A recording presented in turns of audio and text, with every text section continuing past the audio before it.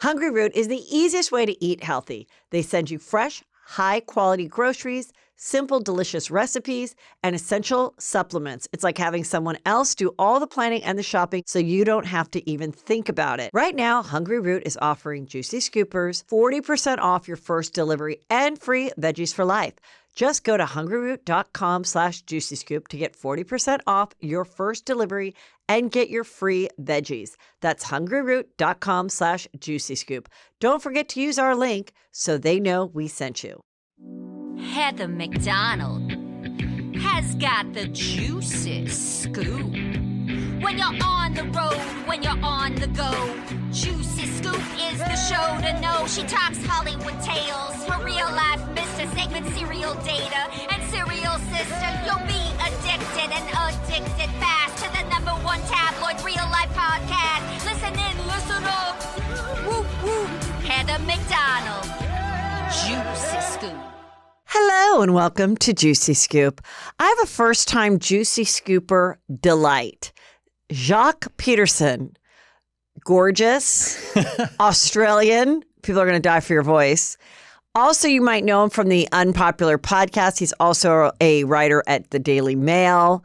And we have some good conversations, and I'm excited for everyone to hear them. We have some juicy conversations, and this is so freaking weird. I'm like an OG Juicy Scooper, like the start. Used to go through the tabloids and like react to them. And now I'm like, what's happening? Very surreal. Oh, well, I love it. How are you enjoying LA life? I love it. I have seen 2 crackheads masturbating on the street. Together? No. Oh. 2 separate instances. But, you know, it's twice in the span of a few months. But that's LA for you. It was under the blanket. I'm like, what's going on there? And I was like, oh, okay. But I love it. I went to Something About Her. Got a BLT. Oh, well, let's get into it. Well, some sad but unsurprising news. Britney has filed for divorce from Jaques. In it, she just, what is it? Irreconcilable differences. So nothing too big. And she, wants to have all the money that she had, that she's made on her own, that she's inherited. Of course, they'll have to deal with the house, though I think she's been living not there for a while. So they're going to have to sell the house or do something with that. But I'm thinking maybe there isn't really a lot of equity in it because it may have dipped a little, but whatever. Then she said, she wants to have shared custody, but more like he'll have visitation. So it'll be a joint custody, but I think that she will be, there's 2 different ways to say it, where she'll be the main person that makes the decisions, but that he'll have his set times to be with the son, Cruz. Well, she's the breadwinner. I don't know if people know that because when they got fired I can't remember why when they fired everyone for They got fired because it started with someone was remembered Stassi going on a podcast. It was all about Faith. Yeah, well, Faith, who slept with Jaques. There was a lot of non-nice things being said about Faith on podcasts and on Twitter and on that involved Stassi, Jaques, Kristen Doty. Yes. And I think Jaques was not totally part of that, but he got in a fight with somebody else from 90 Day Fiancé. And it was just a very volatile time. It was 2020. Well, he got in trouble for having the pastor. They said your pastor's homophobic or whatever. There was a lot of things. Your past. Yeah, am I pronouncing it wrong? I thought you said pasta. Yeah, well, because I'm Australian. It's not about the church thing. That was pastor. The pastor. Yes, they were going to have a certain pastor marry them, and they were in the heat for that because someone then, went deep diving on him, and in the end, they had Lance Bass marry them, I think. Oh, that's quite a pivot. Yeah. So they had their big wedding. Yeah, and yes. When they got fired, right, she was bringing in the money because she got a big Weight Watchers deal. And I think it was worth like $500,000 because he went on that House of Villains and he was like, oh, my wife's a boss. Like, she's bringing in the big bucks. So, right. I mean, she's got the money. She's got I think she should cut it. I mean, I like Jaques, but she can do better. Well, when it first happened, and I was like talking to Lala about it, I said, what do you really think? And she's like, I think she's totally done. I mean, that was like months. That was when it was announced, like in January. That's when she said the separation was January 2024. And I think they kind of said that they were separated like maybe March or something right before the premiere. And I was kind of like, really? But then they would have moments where he'd come on the podcast and people would be like, oh, they're laughing and everything, which I think is great. I think it's great. Let's pray that they have a friendship because they're going to be raising their son for the rest of his life. So I hope that there isn't a big jealousy. She's like, hey, I don't want you. I hope you find a wonderful woman who's nice to her kid. I think she's in that place.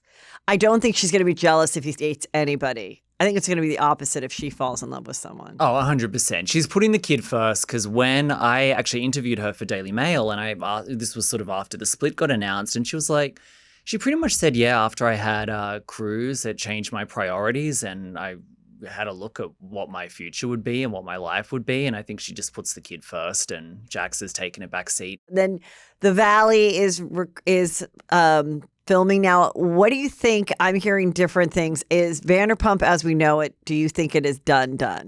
No, I don't think it's done. I think they're just putting it on pause, giving people a breather. They might do a reboot, although they kind of tried like a semi-reboot years ago and they brought in all those new people and they fired them. But right, and then they had the resurgence with the old because of the scandal. However, there's reports coming out now that supposedly the producers have been trying to find waiters and things that would be good to bring on a reality show at Tom Tom and Schwartz and Sandy, and are like, it's not really, no one's really popping.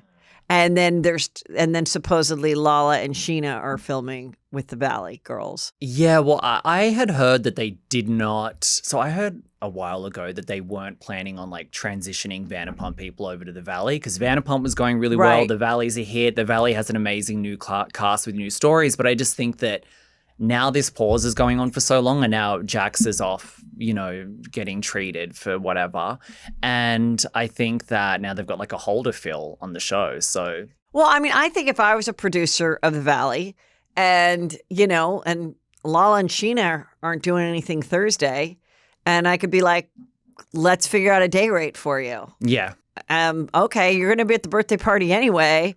Why don't you guys both come and this is how much you make and let's see what will happen. And I think that's smart for them to do. I don't think they can be like, too picky at this point. And it is a genuine friendship they have and they do live down the street and let's see what happens. Yeah, Lala's about to pop though. Like how far is she? Like what is she filming? I mean, is she just sitting there like I don't even know if she really is filming. That's just what I've heard. Okay. But I would think that she would. Why not? You know?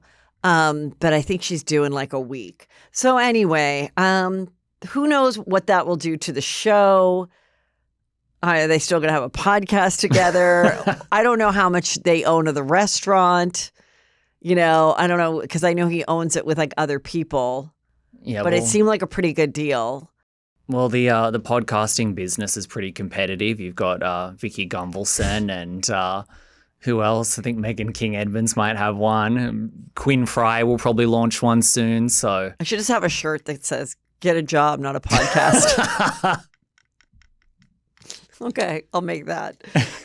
Okay, but no, it's so hopefully she looks great. And I think there's only going to be more stuff that's going to be available to her now that she's single. She can go on dating shows. She can do products about more hair, makeup, baby stuff, dating, and then have this another opportunity to fall in love again. If the love is gone, it's gone. That'll be fun actually watching her with the new romance on the show because we've only ever known her as with Jaques. Yeah. We've never seen her like single with a new man or anything. So, right. I mean, I think the Valley's amazing. I think it's just going to keep getting better. I just had a prediction come to me. Okay, what is it? Well, talk about someone who has had a pretty flawless reputation as a reality star all these years because she was always poor, suffering Britney. Always nice to everybody, to fans, to me, to everybody. She is a nice person. She is a delight. But now she gets her groove back. She gets her sparkle back. She starts getting deals. She's the new Ariana. And then what happens? Then do they start coming for her? Then do they start being like, she had 2 dates in a row. it was her weekend with Cruz. I'm just saying, like, everyone thinks Jack's so bad, but he let her go to Cabo with her new man. I don't know. I'm home with my kids because my kids are little. But, Kentucky Muffet, like, just get ready. I feel like that was already happening a little bit last season. I felt like some of the tweets were kind of turning on her. And I feel like the opposite happened with Katie on Vanderpump, because it was like people never really liked Katie because next to Schwartz, because he's so adorable, she always seemed like the nag. And then she got rid of him. And then they saw Katie like by herself doing a thing. And they're like, oh my God, we love her. Now I feel like she's the most popular person. So I love it. And also because that dry way about her that some people thought were boring was like, wow, it was like Yoda in the corner. Like everything she was right about everybody. Yeah, I know. I feel she's like it's fucking weird. Like just the way she is was like amazing. I feel like Janet is like the new Katie. I feel like Janet is the Katie of the Valley, and people kind of like, she got so much hate first season, but I think like in a few years it'll turn around. They'll be like, wow, Janet was right about like a lot of stuff. Yes. Something about her. This is their page. Seems to be doing great. You've said you've gone and enjoyed a couple sandwiches. Yes. I went there. I took you know what? I didn't want to go there because I was like, it's so touristy. I wanted to pretend I was like too cool to do any of that. So I held it all off. And then my friend from Australia was here. And then I'm like, let's do the Vanderpump tour. So went to Something About Her. Loved it. Katie's mum served me. So nice. And she's like, so cute. She was very hands-on. We just said, we'll just do tap water. And then she's like, I'll get it. And she got it from the little machine. And then she cleared the table, and I didn't finish my pickle, so she took that away. So yeah, it was nice. I loved it. Well, interesting because some of these people that were the thirsty characters are still lurking around. So apparently it's Tom's old assistant, who then jumped over and was going to work for Ariana, has posted like my hours were cut at Something About Her. So can you guys all listen to my podcast?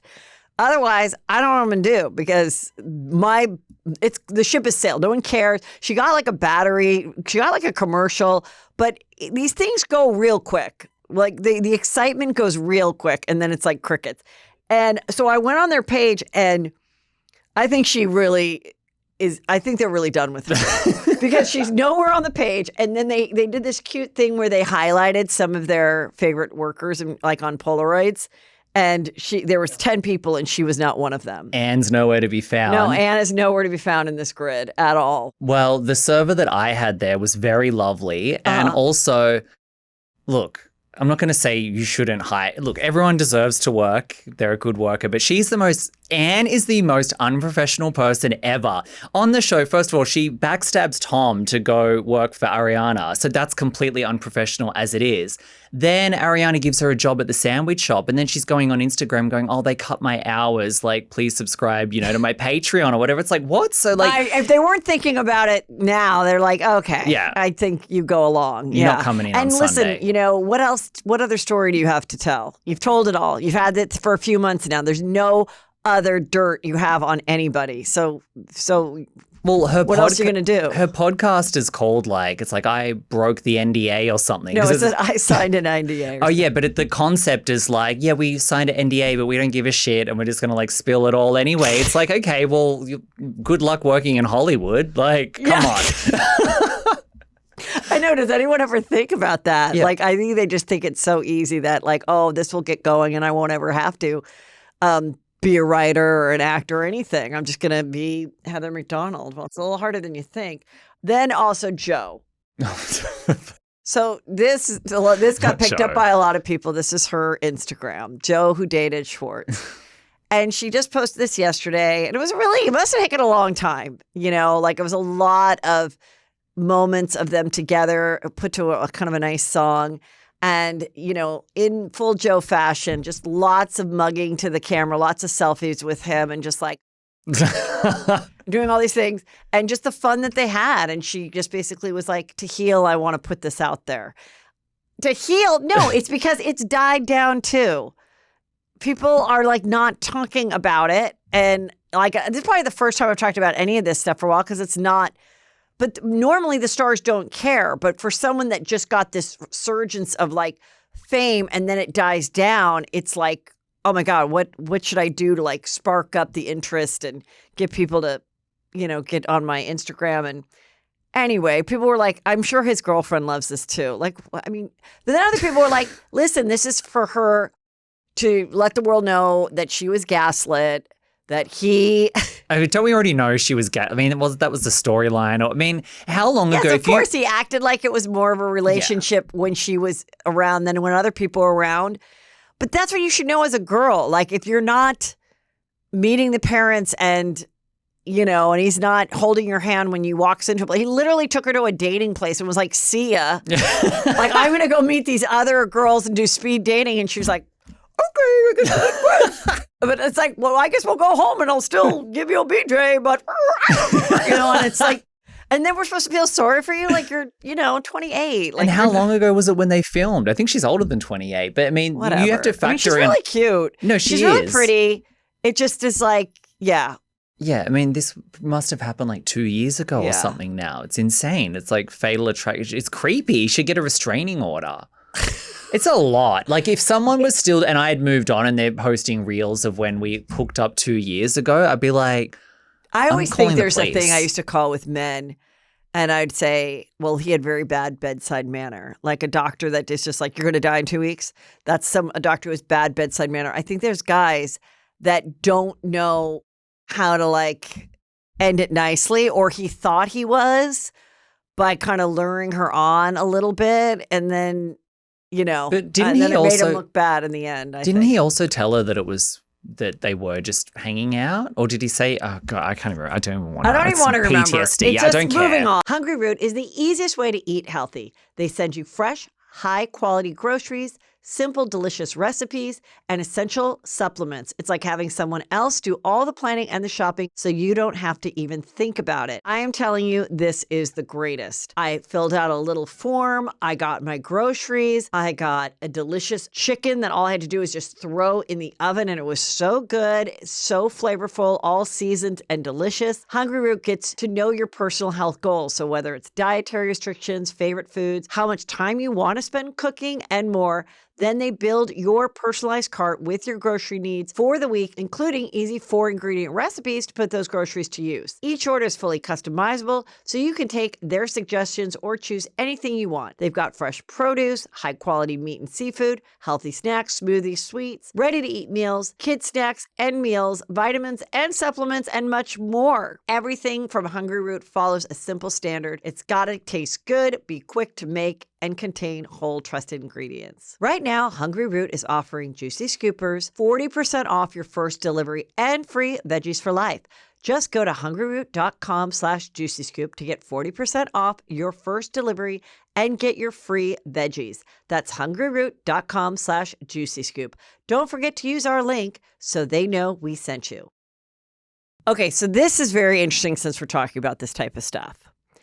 Alix Earle is this huge influencer, for those that don't know, huge on TikTok, really blew up like 2 years ago when she just started doing tons of content, like 15 videos a day about her life. And she'd show like her dirty apartment, and she'd talk about her hilarious night. Like, and it really felt like people were talking to her girlfriend. So she'd be like, oh my God, last night, blah, blah, blah.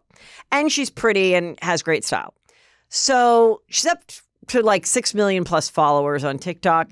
She has her own podcast under Alex Cooper's podcast thing. She's a huge influencer, has a really cute boyfriend that's down to do all the videos. Anyway, about maybe a week and a half ago, somebody found these, it was like a weird Ask FM something. Okay, yes, what I know is what that? is. Was that part of Twitter? What was that? It was 10 years ago. Yes, it was like a third-party website or something, and then people just asked you questions if you were bored. Anonymously or whatever. Yeah. So somebody found that, which is like shock. I just feel like someone... Can people get a life? Sorry to segue, but it's like, come on. Like, you're looking to see what Alix Earle did 10 years ago. So she was 13. And in answering the questions, they were short sentences, but they involve the word, the N-word. Okay. But from what I can tell, it was used like a appropriation way. It was used like a way a rapper would do. Yeah. Still not okay. Can't believe she typed it. Awful, right? But I saw that, And I'm going through TikTok and I'm seeing different people show it and talk about it. And, other people are like, no one's going to care. Do you think all the girls going through Alabama or sorority rush are going to stop following Alix Earle because she did this? Let's just be honest. Yeah. People were like, you're on the wrong crusade. Nothing's going to happen. And she's not responding. And I was like, I think that's the thing to do. I think she just shouldn't respond. This will go away. Well, yesterday, I guess she cracked. And she did it on her stories. Oh. It was me. There's no excuse. I never knew what really that word meant and why it's so hurtful. And I'm so sorry and all this stuff. But in it, she's like, there's a lot of things on social media that are not true. And I did not try to copyright these tweets or something, which was so weird. So then I start finding more things. And where she made the mistake is I believe people like Alix Earle or somebody was probably like, girl, I've been through this. You were 13, but if you explain it, now there's a Daily Mail article. And There actually was. There was a Daily Mail article about it, but there wasn't until she responded. So it's because I've been through stuff like this myself, I'm like, wow. So then anyway, I go and I look and I'm like, let me see the hate that she's talking about. Well, these haters of her literally write the same things to her that they do to me. Oh, really? And she's like 30 years younger than I am, but it's the same stuff. Did you see that outfit she was wearing? Oh, her sister hates her. Her sister hates her. When is her boyfriend going to leave her? Why do her teeth look like that? She looks so old. I'm like, this girl is 23 and gorgeous. But I'm thinking, I think this happened. I think she found this hate. I think she was immune to having hate for 2 years and got sucked in this awful world and felt I have to say something because I'm not this evil person. But then by saying it, now there's an article. I was never going to bring it up. But now that she said something, I'm like, I'm going to bring it up because I don't think she should lose anything. If you like her, you like her. If you decide not to like her anymore, move the fuck along. There's plenty of other influences. There's plenty of other girls that can show you how to wash their face, okay, while they tell a story or eat a giant salad while they tell a story about their stepmother. Munching along into the Bethany. If you're not into it, there isn't, it's okay. But, that's my advice to other people. I think in certain, if you're arrested for something, if you're accused of murder, yes, you need to leave your kid in a hot car, you better fucking explain yourself.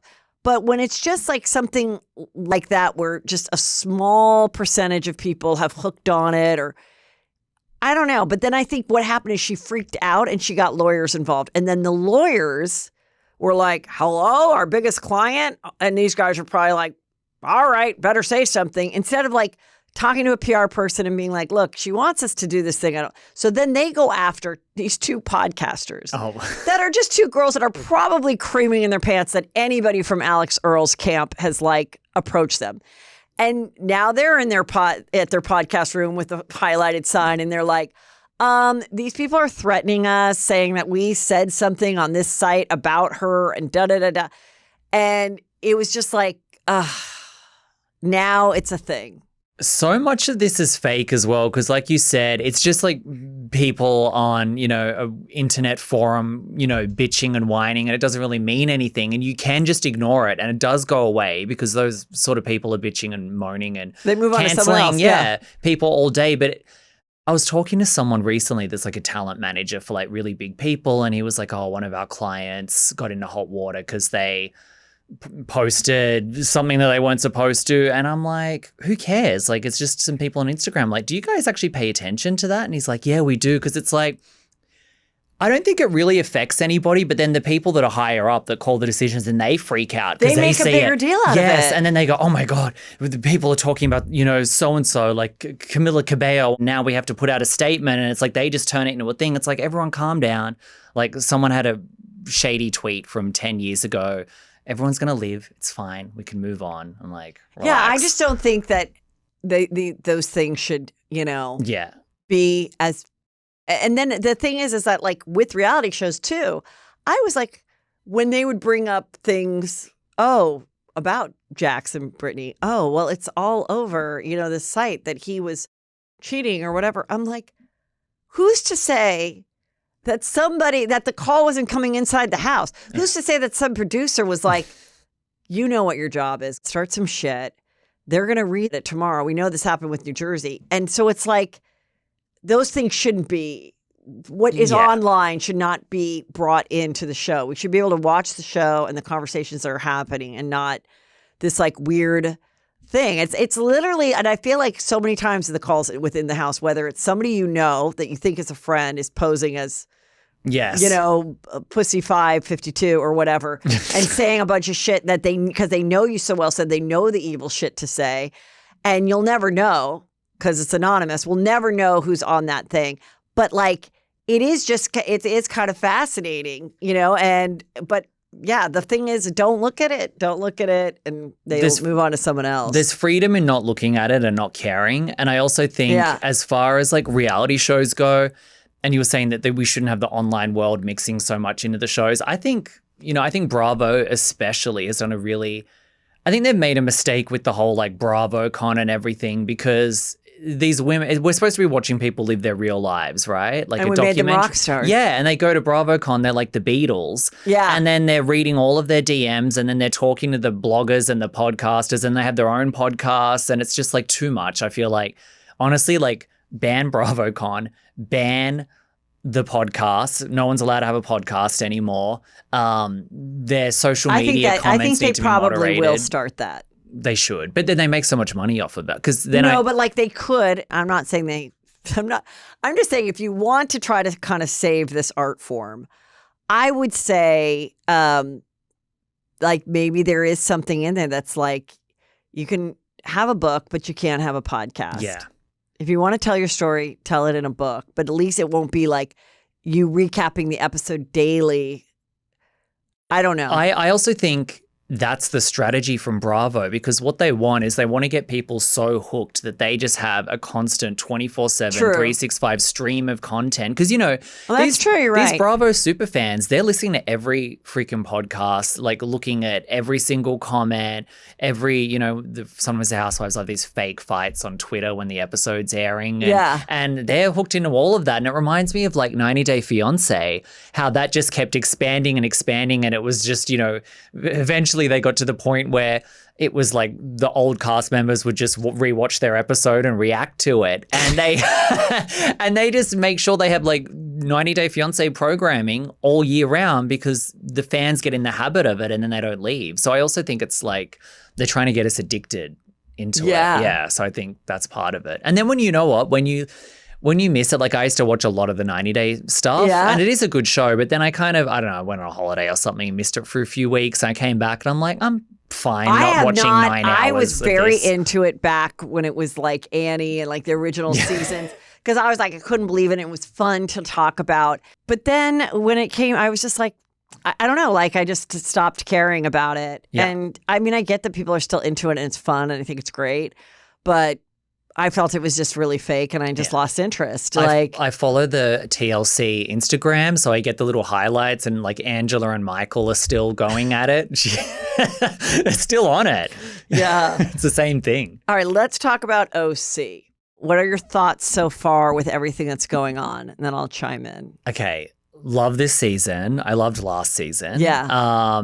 It's back on track. And you know what? I actually love everyone on the show. I feel like now, especially in recent years, and because I've met a lot of the housewives and the Vanderpump people and everything, and I see them more as, like fully formed human beings, not just one-dimensional TV characters. So I'm not like team anybody. I think everyone's killing it. Emily's my favorite. I even like Katie. I know a lot of people aren't liking the new girl, Katie. I think she's good. Yeah. Yeah, I don't know. I'm into it all. Well, I think it's funny because with Emily, it's weird that she's so critical of Jen not having like money or whatever her struggle is. I'm like, aren't his parents like helping to support their family? I guess, but she's still, Emily Simpson would never get herself into a situation like Jen has got into. And if this was in real life, say this is a real friend group and the cameras aren't there, you would be like, why the fuck is Jen in Vegas with a Rolex and doing all this when she's going through?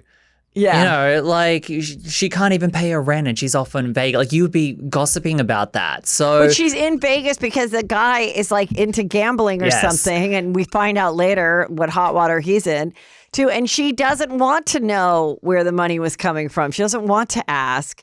She wants to have fun. She's been trying to get on the show for years, but at least she's kind of nice. I love now, her. What do you think the whole thing with Shannon and these videos? So this was the big scoop. So Shannon, as you know, the Chilson Juicy Scoop, got a DUI. And she, the way I understand it is she was having drinks, but then she took an Uber home, but then she realized like she left her phone or something at the restaurant. So then she got in her car with her dog and went to John's to see if he could help her retrieve the phone. I don't know. They got in a fight or an argument. She got in the car and then lost control of the car and hit a house. And in doing that, now it's come out through Alexis, who's now dating John. He has video that will ruin her life, ruin her reputation. It's so bad. It's so bad. And I just think the audience does not like that this is a conversation that she's basically being blackmailed. And it felt very like when they were sitting at Tamra's house and Tamra was like, he has the videos. He has the videos. And that's what she's talking about because we already planned it before, like that we were going to talk about it when we were in the bear costumes. We were going to bring up the videos. So, yeah. Alexis, don't you remember? Like, you're supposed to say it a little more casually. Now I have to help you. Yeah. John knows what the videos are. And they could, I never saw them. I just know that they could absolutely destroy her life and destroy her children's lives. But I don't want to get involved. And you're like, what? And she's doing it like on E and Extra and all these other things. And so then we're like, what's on these videos? And I had some fun with that. Like, I literally was like, wanted to film something. I'm just like, what is it? Just like her like going down on like some food that wasn't hers or whatever. And he's like, what are you doing? You're eating my son's pizza. No, but apparently. It's like the Fast and the Furious or something. Katie said, the new girl said, it's her leaving, I guess, and where maybe the daughter was outside and it looks like she could have hit the daughter, but didn't. And then people were like, well, if that's really the case, why didn't you immediately call the police? Yes. So why is this? And now I feel like what's going to happen is now John's going to be like, this plan, Alexis, that you and I had to not only get my $75,000 back, but restore my my reputation for not being cheap, because she keeps talking about how I had to buy all the rooms at the London. I would go and buy him coffee. When Andy would ask me to go to watch What Happens Live, I could have had 2 coach seats or 1 first class. I upgraded him to. I did that because John. And so he's like, fuck that. You offered me that first class ticket. So we're going to let the world know. But then somehow, this is what I think. I think it was Tamra who knew about the videos and was like, oh, we're dropping the videos because I don't want people to ever be on Shannon's side or feel sorry for her. So we need to remind them that we need to remind MAD, Mothers Against Drunk Drivers, who this person is. And now I think Alexis and John are like, oh shit, this didn't go the way we thought it was going to go by dangling this revenge video. I'm a little shocked as well. I mean, not now watching it, but before the season aired, I thought Shannon was going to have a really bad season and people wouldn't like her because, people, it's DUI, someone could have died. It's a serious thing, they didn't. And I've always been a Shannon hater. Like, I've never been a Shannon fan. I've always thought she just, the victim complex. I always thought she had a problem with alcohol, all of it.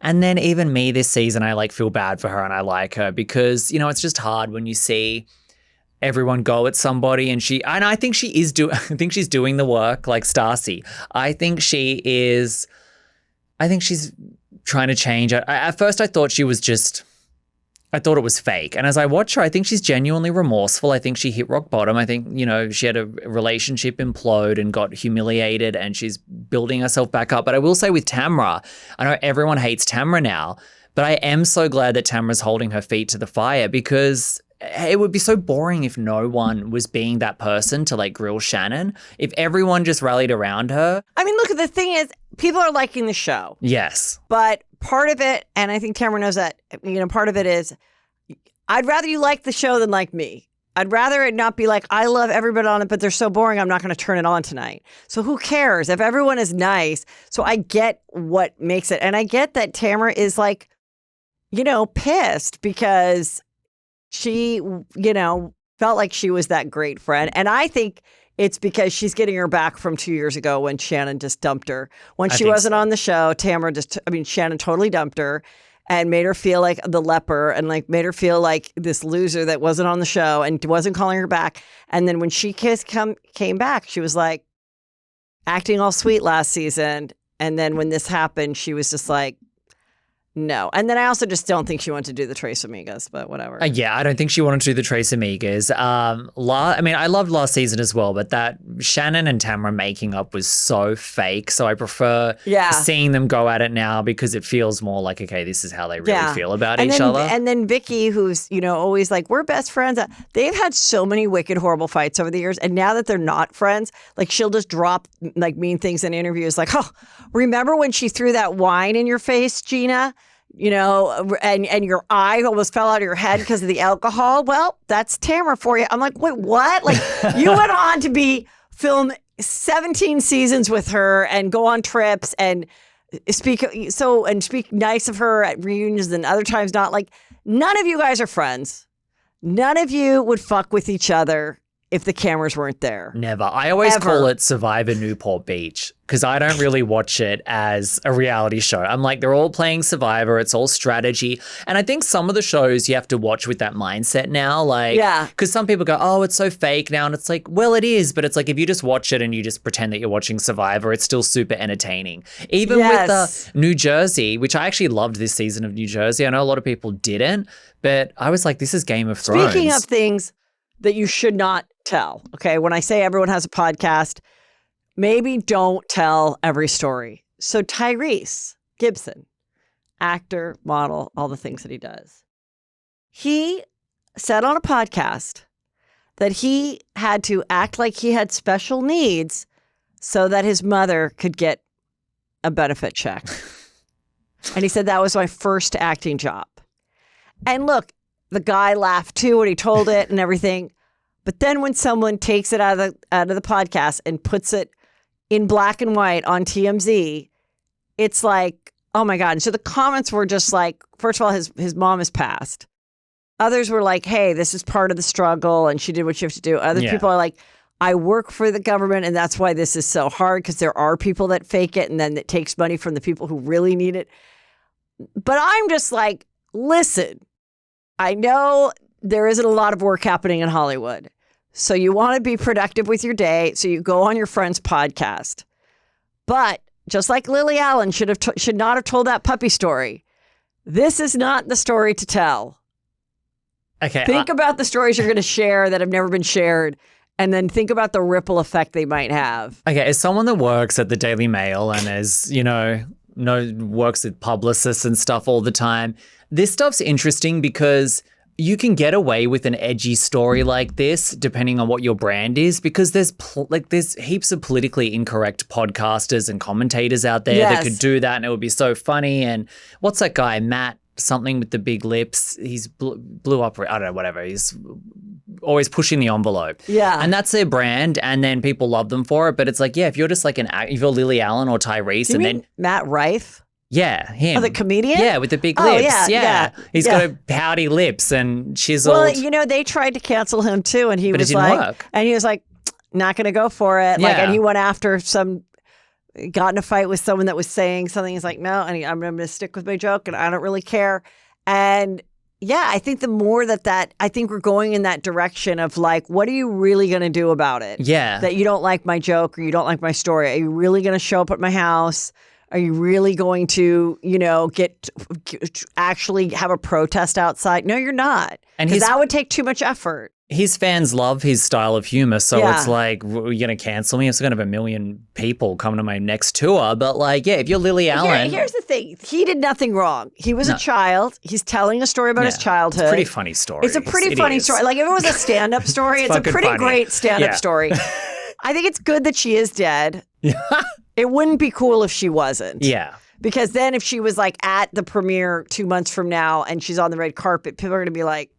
But she might also be like, it was 40 years ago. Get the fuck over it. Yeah. But I just thought, now I've changed my mind. Now I'm glad that he told the story. Because it's his reality. That's what his childhood was like. I tell a lot of stories about my parents and I told it when they were alive in my book. But now I'm like, I can joke about like, things that probably would be considered not great parenting today. So, yeah. All right, I take it stand back. up. How do you feel about the new New York cast? They're coming back. I love their outfits, by the way. They look good. I mean, yeah, because that's all they have, just nice outfits. I mean, I will go on record, and I think that Well, you are on record. This is the recording. Well, I'm doubly on record. It is officially the worst Housewives for me out of all of them. Like, I even think Dubai's better, and like Dubai's horrible. I always call it a show about nothing. It's like nothing happens. I mean, I try to remember last season. I'm like, someone didn't like something with the cheese platter. And I remember there was there was nothing. And then there was an episode where Uber stole a hot sauce from ketchup from like a restaurant. And they would try to turn it into like a moment. They were running around going, oh my God, we stole ketchup. And they ran off. And I'm like, what am I watching? Like, this is terrible. What is this? It's horrible. It's awful. Yeah, it's not, there isn't a lot. Well, it's like, I agree. And we're getting to Dubai. Let's just talk about Dubai. Wait, I just want to say, sorry, with RHONY quickly, the most entertaining one was Sai. Yeah. She was super entertaining and everyone hated her. They were like, fire Sai. And I'm like, she's literally the only one doing anything on this damn show. I interviewed her and she's just like very normal. Yeah, she's cool. She understands the assignment too. Yes. Wait, I want to insert this little story post-recording because after Jacques left, I'm so bummed that I forgot to have him talk about when he wrote a story for the Daily Mail about Rebecca Minkoff, who's a famous designer, but she's also a Scientologist. She has photos with Danny Masterson, who, went to prison for rape and was on TV shows with Ashton Kutcher and all of that.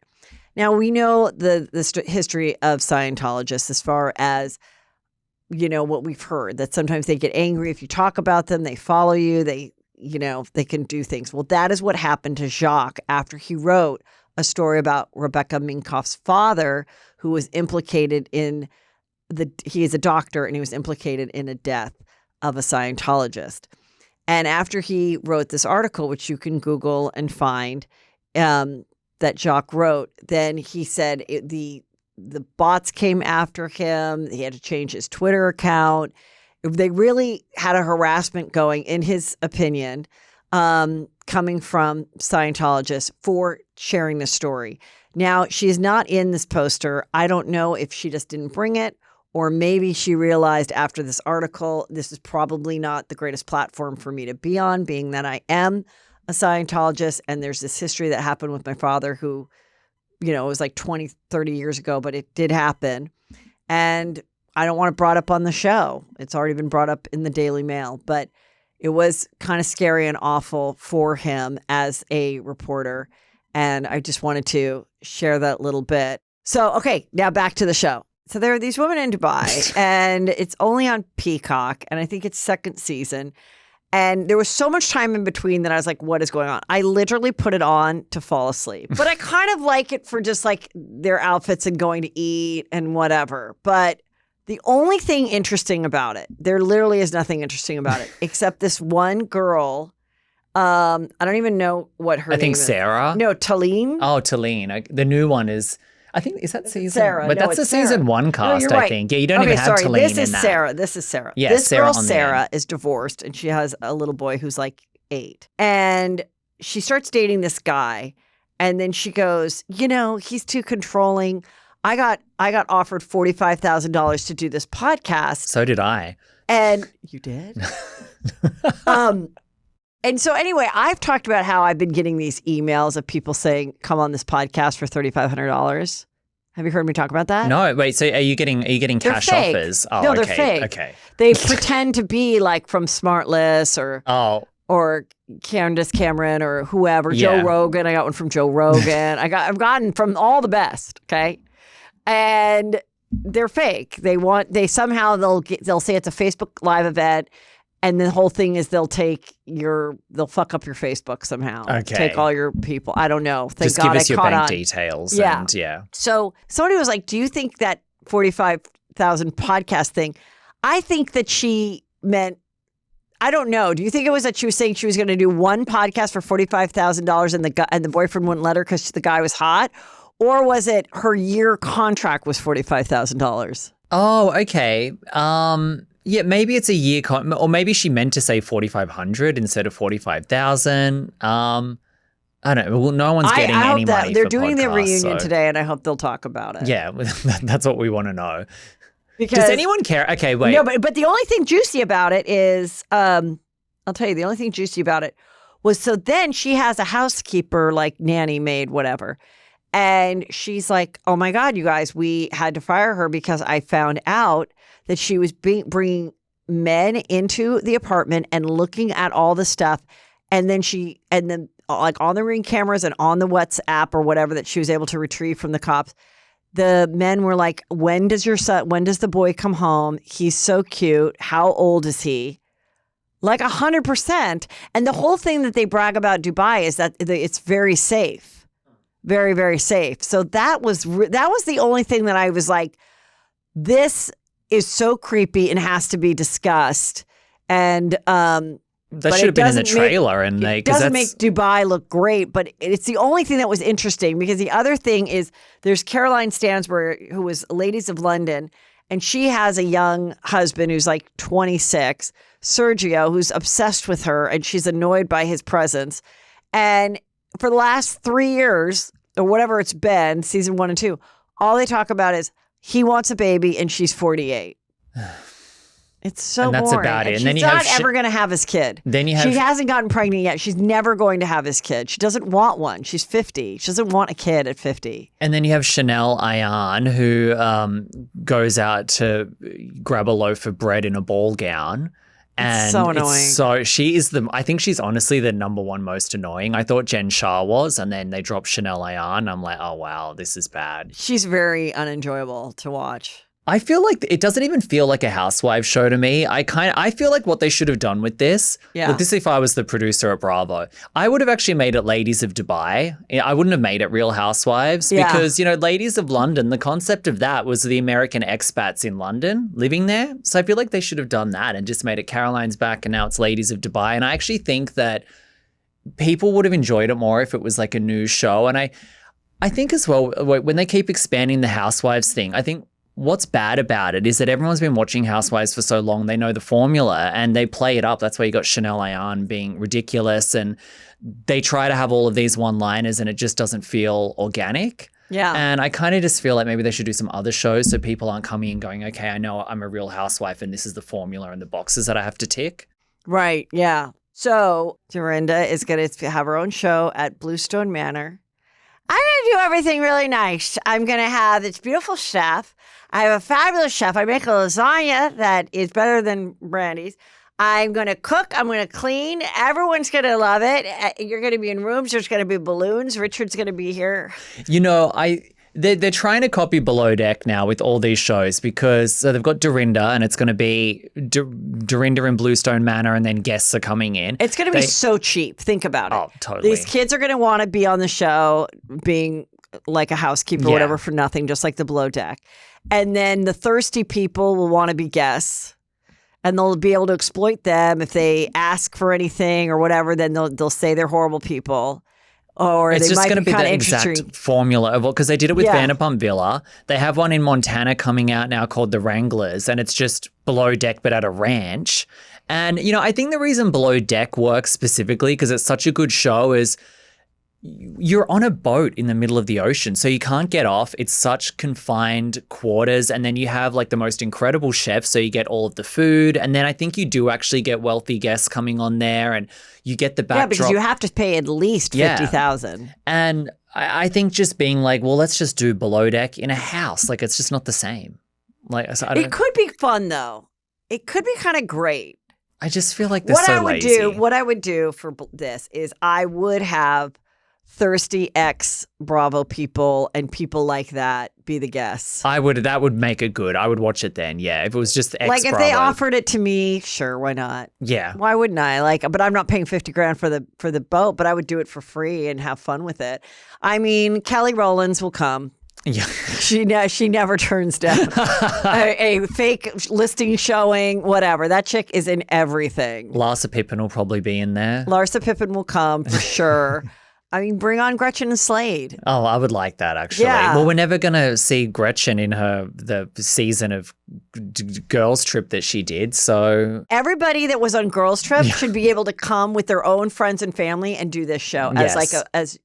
Speaking of which, so the Girls Trip, we know we will never see the light of day because Brandi Glanville allegedly grabbed Caroline Manzo's tits. And so anyway, I was like, do I even follow her? I don't. Now I do. Anyway, she has a book coming out in September. It's her favorite meals, Caroline. And who's still giving her a book deal? Like the season didn't even air. I'm just surprised. I mean, it's just recipes. I don't know. But still. A lot of books are done. You can do them yourself. Yeah, you just put it on Amazon. Yeah, I don't even, whatever. So what do you think was the deal with that, with her filing the lawsuit and everything? Because she did file suit, right? Caroline did. Yes. I think she had too much to drink. I think she had fun with Brandi. Mm-hmm. I also think, I know you floated the theory that she revealed too much about Dina and stuff like that. Dina and the brother-in-law and all that. Yeah. And then I just think she went, I don't want this airing. Yeah. And she filed a lawsuit to suppress it. And I always felt really bad with Brandi for that too, because the thing with Brandi, it's like they hire her on purpose to be sloppy and messy and get drunk. Like that's why she gets hired. And she knows that. That's why she is on that show. They don't hire her to be sober. So she's probably there knocking back the wine, going, I'm going to do my job. Let me, be inappropriate. Remember when she slapped Lisa Vanderpump on the face and threw wine at Eileen? Like that's why they have her on these shows. And so she's just doing her job. And then I think she got completely screwed over after. And I hung out with her one night it was bizarre. It was this Beverly Hills Plastic Surgery Center, and it was an interesting... Oh, yeah, I was invited to it, but I think I asked you to come. I was like, Heather, are you coming to this? Yes. Well, it was a pretty fun night, actually, because I was hanging out with Brandi and Phaedra all night. No, I wanted to go, but I couldn't, And, I talked to her about it, and she kind of felt the same, and she was going through a rough patch with it all. Well, somebody wrote me, who's a therapist, psychiatrist. So this is their theory, not mine. Could it be that Caroline Manzo might have struggled with her own sexuality throughout her life, and there was something that was triggering? Now, she says no, the triggering was because she was a victim as a child. But I don't know. Well, look at that book cover. I mean, come on. I think there's probably something to that theory. I mean, remember when Bronwyn joined Housewives of OC, she was kissing Tamra, I think. They got drunk and were groping each other's, titties. All over and then it was like, she looked like she enjoyed that a little too much. And the next season, she was like, I'm a lesbian now. So, yeah. Well, speaking of New York, we do have a real lesbian and her girlfriend. We have the Jenna Lyons. But she's still not showing the girlfriend, which was another annoying. I didn't understand the obsession with the Jenna Lyons from New York, but oh my God, people are obsessed. I actually think she's the worst. RHONY is the worst housewife show. RHONY reboot, obviously not the original. Jenna Lyons is the worst housewife ever. I mean, she was too scared to give an opinion. I felt like she just sat in the corner like with her teeth chattering or something, like terrified. Like she reminds me of like a shaking chihuahua. That's like why she was too scared. Okay, I'm going to make a prediction. Yes. I think you're going to eat your words. Do you think she's going to bring it season 2? No, I think this is going to be a good season now. I think they got their feet wet. I think it's going to be, they're going to bring it because they're going to want it to be a hit. The trailer was so bad. The trailer was horrible. I don't even know if I saw the trailer. It was bad. Well, let's move on. Okay. So Denise Richards has her show. We've talked about that. I can't wait to see that because I did not realize that you said one daughter is super Christian. Yes. And the other one is on OnlyFans. Yeah, so she has 2 daughters, Sammy and Lola. Sammy's on OnlyFans, doing it. I mean, I don't know how much she's doing on there. I think she misleads people with the post. I think she makes it look like you're going to see porn and then you get there and it's just like, oops, I'm in a hand bra, like a bait and switch. But then the other daughter, Lola, works a regular job. I think she works at a cafe or something. She's super Christian. She posts about Jesus all the time. She looks like very wholesome. So I think that'll be an interesting dynamic, like the Christian daughter and the OnlyFans daughter and their family. And, Denise is very entertaining. When Denise and Charlie Sheen's daughter went right from high school to OnlyFans to make a living, I was just a little bit like, look, I know you can make this money here, and I think it's great that women and men can make money on this.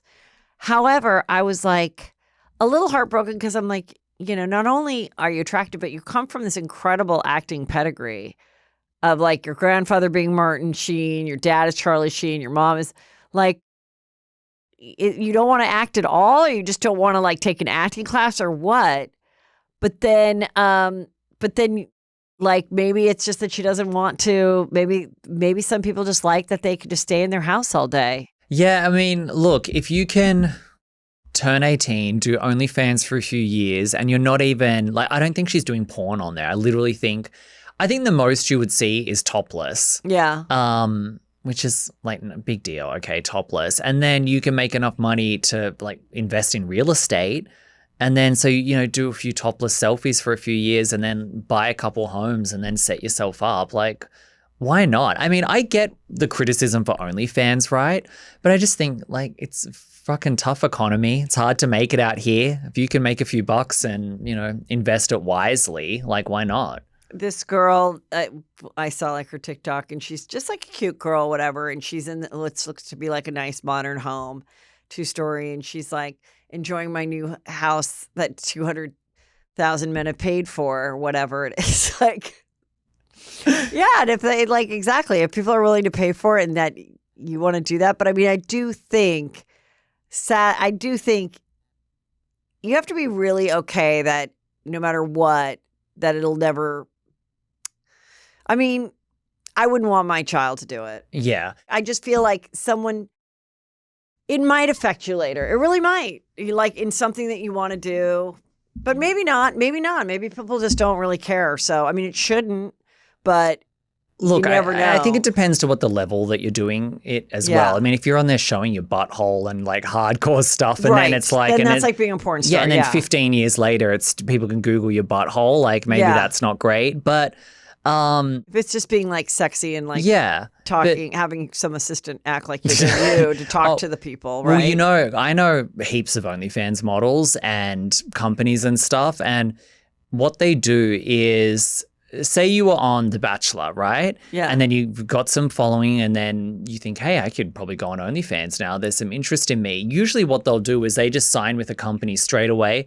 The company manages everything. They take a huge cut. They take, I think it's between like 40 to 60%, but they literally do everything. They respond to all the messages pretending that they're you, and they look at like analytics to be like, okay, like the photo of you showing your feet got more likes than the boob photo, so we need more feet photos, and they just send you a thing at the end of the month, and then the creators will like do a shoot day and bank all the content and then send it off to their manager and they put it out. So most of it's fake, because I think a lot of the thing as well is that people are actually paying for the DMs more than the photos, because it feels like a more intimate personal connection. But like you're literally talking to, someone in the Philippines that's been outsourced. So you're not talking to Denise Richards. I mean, listen, I think we figured that out, but now we've really cracked it open on Juicy Scoop. So do you think eventually, they probably don't appreciate that this is getting known, but that people will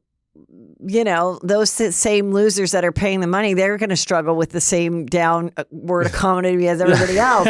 Will this be something that they are like, okay, I'm not paying for this anymore? I mean, I don't know. I'm broke in LA and I subscribed to someone's OnlyFans like a few days ago. This guy I follow on Instagram, he's been doing a lot of underwear selfies for months. And I was just like, please drop the OnlyFans. They did. It was $13 and I was like, it was probably the first subscriber. And was it good? Was it worth it? It was worth it. But now I've seen it, I'll be unsubscribing because now I've got it. So that's another tip that you've got to do is actually, if you're on OnlyFans, it's better to not give it all away because then thirsty people like me keep thinking, God, if I just subscribe another month, like I'll finally see it.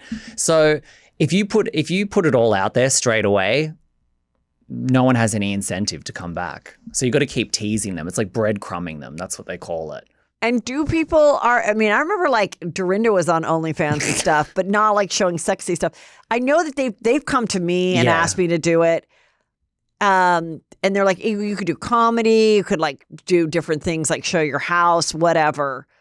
Do those people is there anyone popping in that category on OnlyFans? No, and they've tried and they're still trying. I just think OnlyFans has become so synonymous with pornography now. There's other platforms, like I actually got a pitch from, I can't remember what the company was called, but it's like a PG version where you can't do any nudity, anything sexual. It's just extra content. And people are making money on that.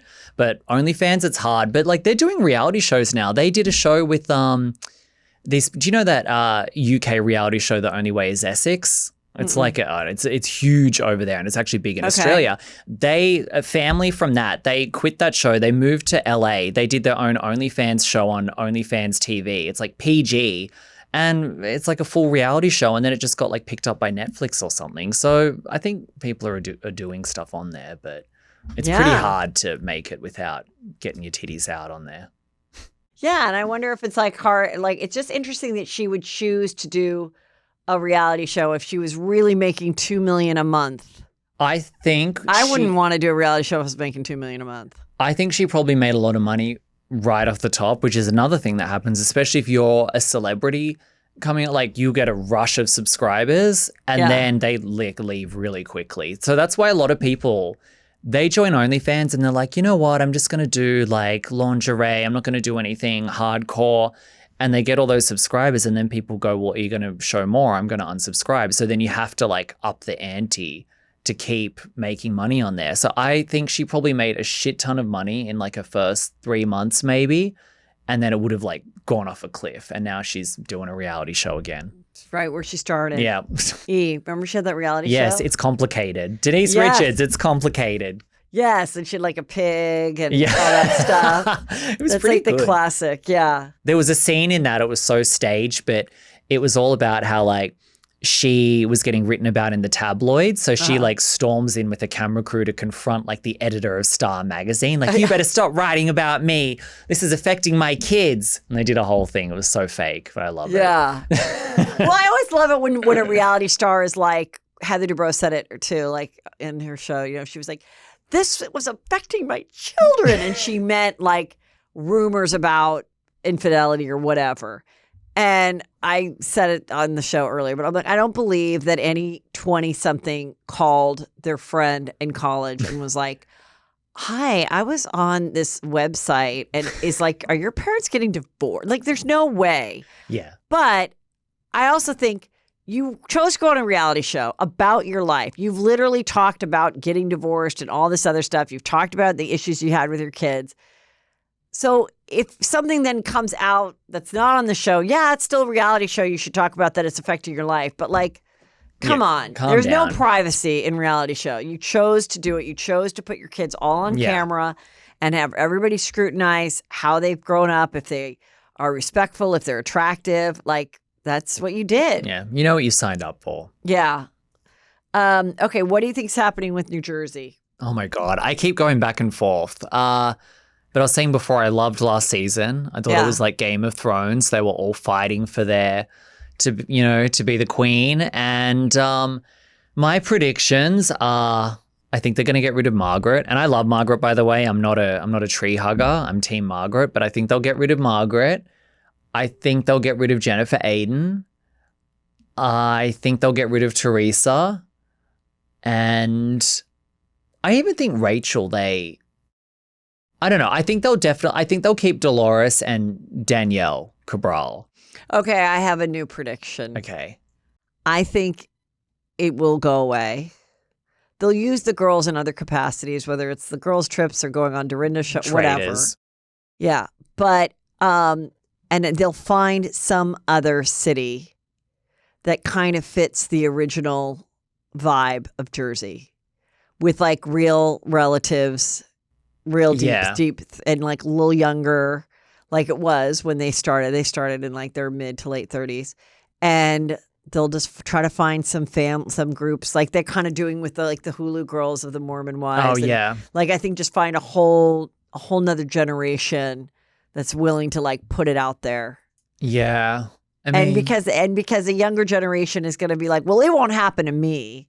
You know, you always think you know. Yeah. I won't get divorced. Oh, I'll make sure that, you know, my secrets aren't shared. And I'll like, you know, speaking of like sharing secrets, Gina from original OG was saying in an interview, she was like, you know, I tried to tell Tamra, you don't remember when Tamra threw the wine on her? Oh, yeah, because yes. she was like, you're getting involved in my marriage and you're talking to Simon. Yeah. And she was, the whole thing I was trying to do was trying to tell Tamra, like, if you don't want to bring up this ugliness and everything on TV, because then he might lose his $300,000 a year job, and you still want him to pay you support.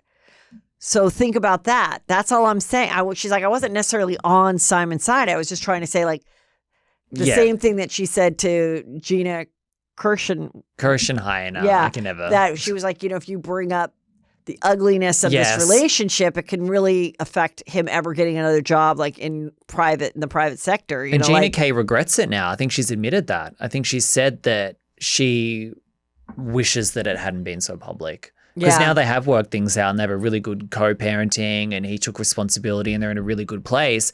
And I think she did say that it affected him getting work and everything. No, yeah, I mean, definitely, I think he got fired from that right away. Yeah. And so it was the same. And then she was like, and then Shannon Beador didn't like me because I went up to Shannon because I had said Shannon Beador shouldn't say on the show that she hasn't had sex with David Beador for a year. And then it was like, well, that's why people love her, because she is so honest about her misery. Yeah. The reason people love Shannon Beador is because her life sucks. Well, does it? It feels like she is her own worst enemy. I mean, not her life, but women that are watching the show, nothing makes someone get more excited than when their girlfriend calls them and goes, guess who's getting divorced? I'm really sad to say it. We're awful people, especially people that are like Gen X women, like Karens.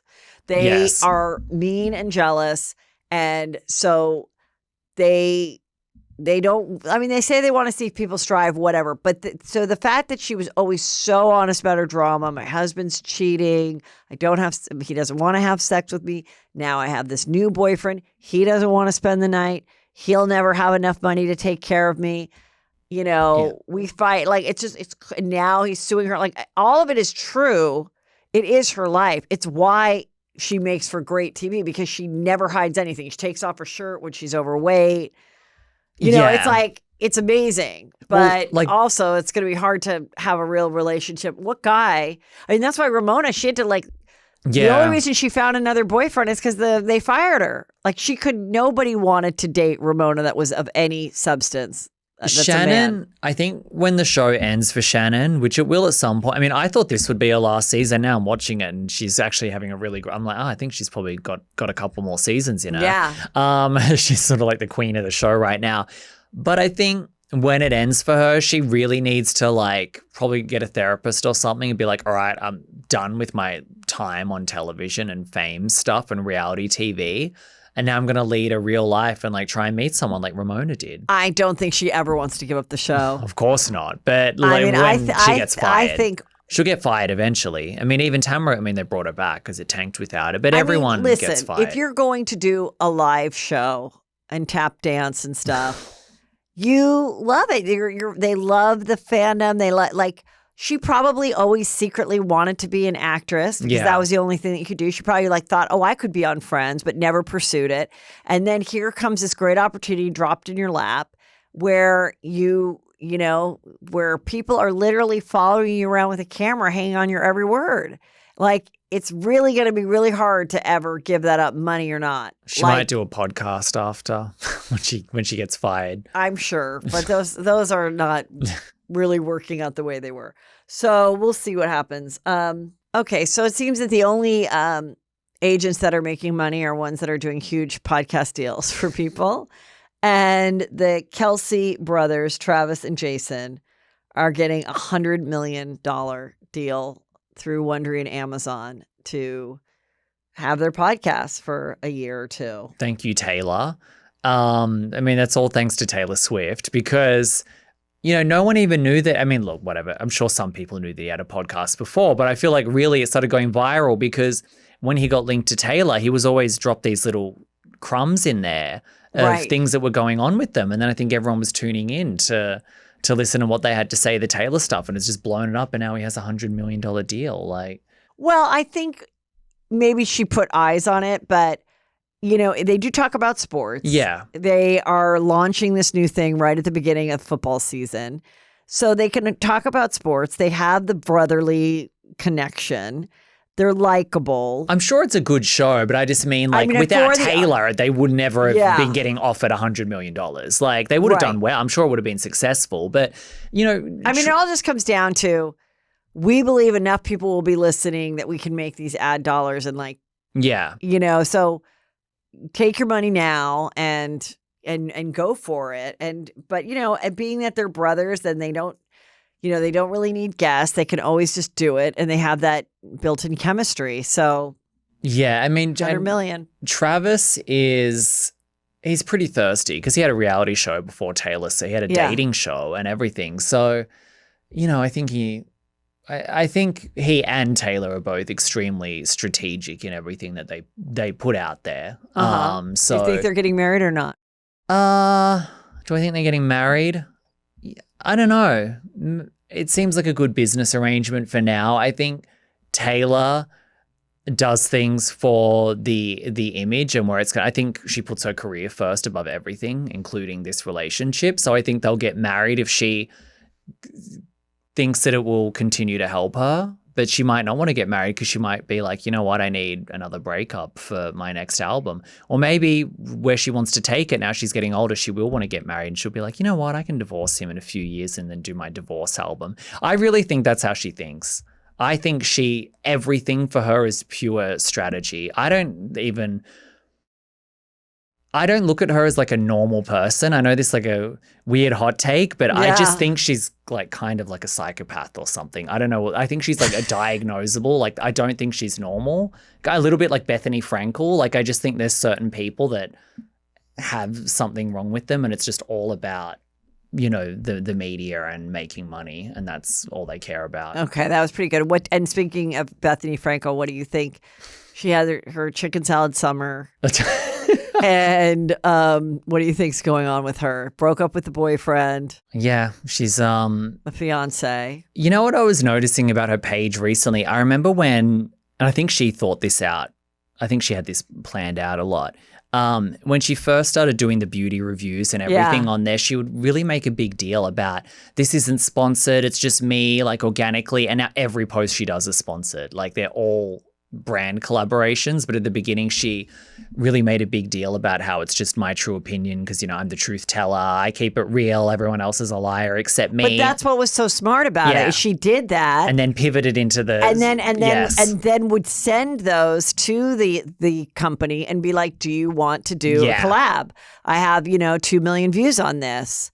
And I would love bring it on, because I'm not going to talk about it anymore unless you do bring the money. I think it was kind of genius. Oh, of course. I mean, she's amazing the way that... And people that are wannabe influencers, even if you have 300 people following you, you should follow her plan. Yeah. And if you really have products that you like, then you should do it and tag them and see if they won't come at you. But I think now if the check's big enough, she doesn't have to like it. She'll do it. I don't think, yeah.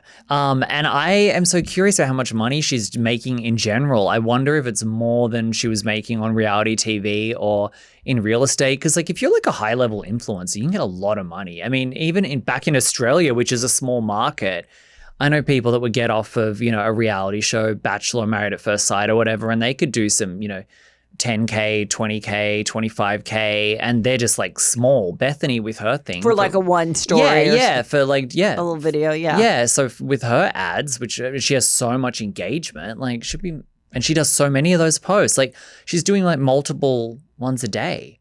Yes, so, that's basically all she does. Yeah. So it's like, no, I mean, I think she tried all those things. She was going to do the reality reckoning, kind of abandoned that. She was doing the Be Strong, abandoned that. What happened to that? She was going to have all these shows. The big shot with Bethany. Yeah, she's going to have these shows where, like, I'm going to show you how to be an entrepreneur. She had a podcast like that, didn't do that. Then she was like, okay, now I'm going to talk about Real Housewives. Okay, now I'm not talking about the Real Housewives. Now I'm going to talk about the divorce. Well, now I'm going to, like, be sued or who knows what. Stop that. But she, look, I would not be surprised if, in a couple years or less, she's back doing some type of TV. Oh, she's always changing and pivoting. Yeah. Well, she's trying to be a YouTuber as well. She was having them all follow around to do YouTubing to like enhance her influencing stuff. So yeah, she does it all. Can you still get her products though? Like, do you see them? Because you know what, we need to see her interact with people. What products? The bologna? Yeah, like bring up the bologna, the popcorn, because one thing that's been really fun for me, someone that's a fan of pop culture, moving to America, I can go to the supermarket and I can see like celebrity branded products. I'm like, there's the Cardi B whip shots, like, and I was searching the aisles for Dolola the other day. I was like, I need to try this Dolola. Yeah, that she pretends to drink, and I couldn't find it. J-Lo's thing. I was distraught. But I haven't seen any Skinny Girl. I don't even know if Skinny Girl's around. She sold it, and then there was always talk of, did she really get $100 million when she was on Forbes? Was that exaggerated? Like what?